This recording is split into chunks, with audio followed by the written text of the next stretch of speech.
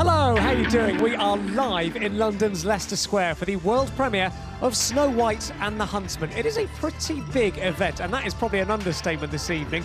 This is one of the most hotly anticipated movies of 2012, and they've taken over Leicester Square. We're used to a red carpet, but tonight we have the grassy carpet of the enchanted forest over there, working its way down to the dark, dark forest over here. Loads of people from the movie are going to be joining me up on this stage, and waiting to pounce on all of those guests as they arrive is none other than Helen Fospero. Hi, Helen. Hi, Matt. Well, this is where the cars will pull up in just a few moments, carrying all the stars of the film. I'll be on hand right here to catch an early word with each celebrity as they arrive. Thank you very, very much, everyone, for camping. I've heard stories that people have been camping for like days, so if you have, give me a cheer. Okay.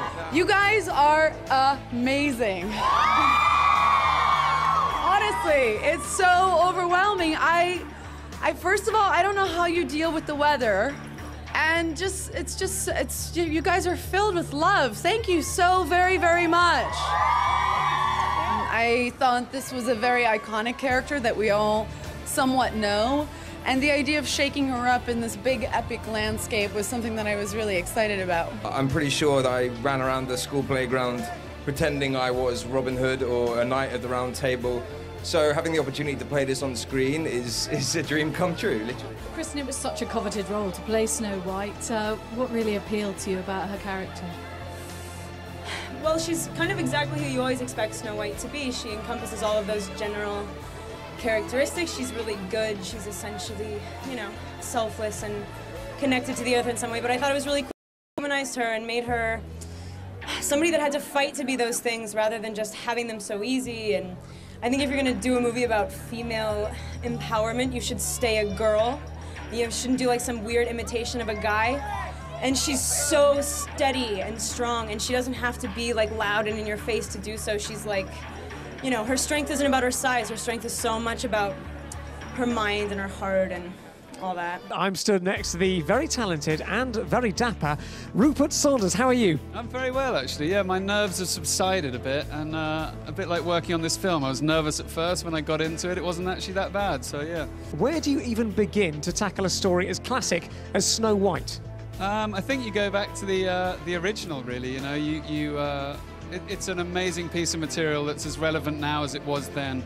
It's only 7 pages, so obviously you have to really start building it from the inside out. But it's, you know, it's a very gripping, very exciting piece of material, and really the idea was to create a massive action adventure for a very modern audience from it, which I hope we've done. I'm very proud of the film. My character has the important job of instilling a lot of faith into her daughter Snow White, and making sure that she is able to rule her kingdom. I've had the opportunity to kind of turn Prince Charming upside down.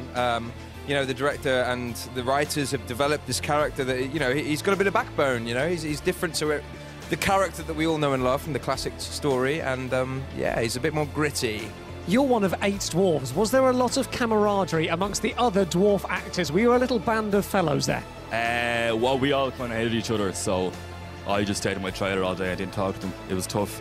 You detested everyone? Yeah. No, I'm joking. No, they're kind of guys. A lot of them were people I grew up watching. It was the creme de la creme of the who's who of British acting, so I was absolutely delighted to be working with them. How the devil are you?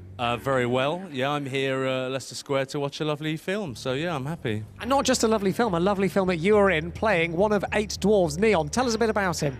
Yeah, I play Neon. He's a kind of angry man, you know, his home and his family have been destroyed and blowed up, and you know, he's very bitter about it, and he doesn't trust tall people, and this is where we meet him. This is where we find him. Lily, amazing role in the movie. What was it like for you? It was amazing. It's such an extraordinary group of people who've come together to make this. Rupert's an extraordinarily talented director, and it was brilliant actors, and so I felt very privileged to be part of it and to see the work of everyone else around me. It was really good fun. They were fantastic actors, some of whom I'd worked with before, so it was kind of thrilling to work with them as a big group. And it worked really, really well, I think. I mean, I hope I haven't seen the film yet, but it was it was great to work as a big group, you know. Don't worry, Leicester Square, you are not seeing double. I'm not stood next to a mirror. I'm joined by Chris Hemsworth. How are you, buddy? I'm very well. Lovely to see you, as is ever the case. Now, talk to me about the Huntsman. He's not your sort of regular brutish character, is he? He's a tortured soul. He's a lost soul, and he's suffered some trauma, and he's kind of given up on life and himself and become a bit of a drunk. And but there's a fair amount of vulnerability under there, and it takes Snow White and her strength to reawaken the good in him. Now, you spent a lot of time in the mud, the wind and the rain. This doesn't sound like the most glamorous movie shoot that I've ever heard of. No, it was one of the more difficult ones I've ever been a part of, you know, and once we started shooting to the time we finished, you were in the thick of it. And we went from obscure location to obscure location, you know, the snow-capped mountains and deep, dark forests and in the mud and in the rain, in the lake and whatever, but you lived and breathed the characters, and it looks all the better for it on screen, you know. Whatever pain we were feeling, we weren't pretending. It was, we were that cold and uncomfortable. It's been just incredible, the amount of people that have come out and not in the best of weather. And thank you for freezing for us. We hope we won't let you down. What is it about her that drives her so angry? You know, I think we know her so well as the Evil Queen that it was really fun to kind of work backwards and figure out why she was the Evil Queen. And that, to me, was a really interesting thing to do. And so by the time we had to do all the evil stuff, I had a really good foundation on who she was. And so a lot of that evil stuff felt really justified. And I thought to myself, yes, of course I have to behave this way. I heard that during this movie you had to experience conditions not dissimilar to tonight. Freezing cold in the mud, in the water. It doesn't sound that glamorous. How was the experience of shooting this film for you? I love the fact that we're not faking it. I mean, I think it's so much cooler to watch genuine discomfort on screen. And I can tell you that most of the time I'm either freezing my butt off or, you know, like pulling some muscle or destroying my thumb, or like I think that Rupert definitely creates a world that is real, and you don't have to, you know, don't have to fake much. And the reason you want to do this job is because you want to get as close to those experiences as you can, and I think we did. Thank you so much for joining us tonight. Thanks for getting involved on Twitter as well. We've loved having you take part in this, the world premiere of Snow White and the Huntsman. But sadly, and I mean that sincerely, it is almost over from us. But do go and see the movie. It's out on May the 30th. I know you're absolutely going to love it. See you soon. Bye-bye.